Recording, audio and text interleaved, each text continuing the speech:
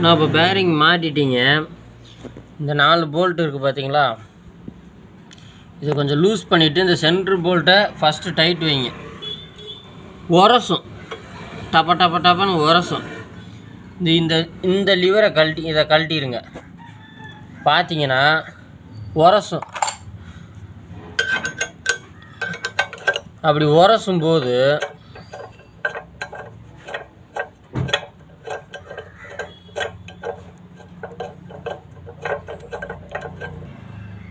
பார்த்தீங்கன்னா உரசும். இந்த லிவரை கழட்டிட்டு எங்கே உரசுன்னு பார்க்கணும்.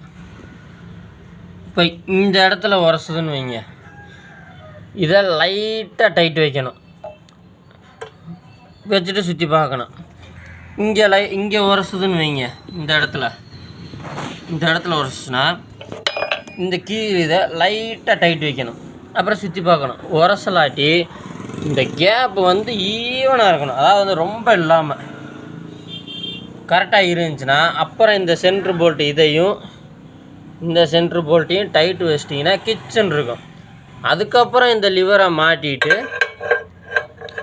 நீங்கள் இந்த அட்ஜஸ்ட்மெண்ட்டை அப்படியே பழம் எவ்வளோ வருதுன்னு தோல் எவ்வளோ வருதுன்னு பார்த்துட்டு அதை டைட் பண்ண இதை வந்து ஒரு அளவுக்கு நார்மலாக டைட் வச்சுட்டு தான் இதை அட்ஜஸ்ட் பண்ணணும். ரொம்ப டைட் வச்சு இது பண்ணிங்கன்னா உடஞ்சிரும்.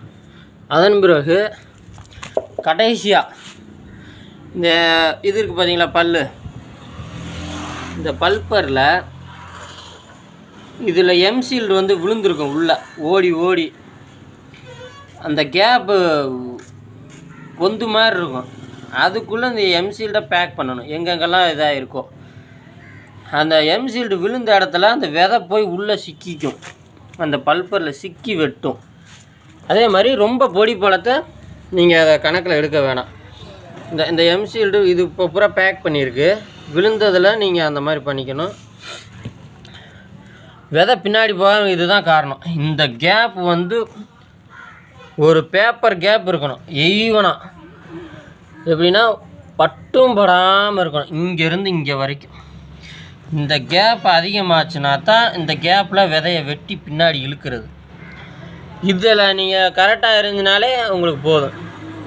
இதை ஒரு 50% டைட் வச்சுட்டு இதையும் 50% வச்சுட்டு உரசுற மாதிரி வச்சுருங்க.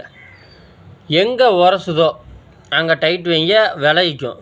ரொம்ப கேப் இருந்துச்சுன்னா இதை லூஸ் பண்ணிங்கன்னா, கொஞ்சம் லூஸ் ஆனோடனே இதை டைட் வச்சிங்கன்னா போய் சப்புன்னு ஒட்டிக்கும். இதுதான் கான்செப்ட்.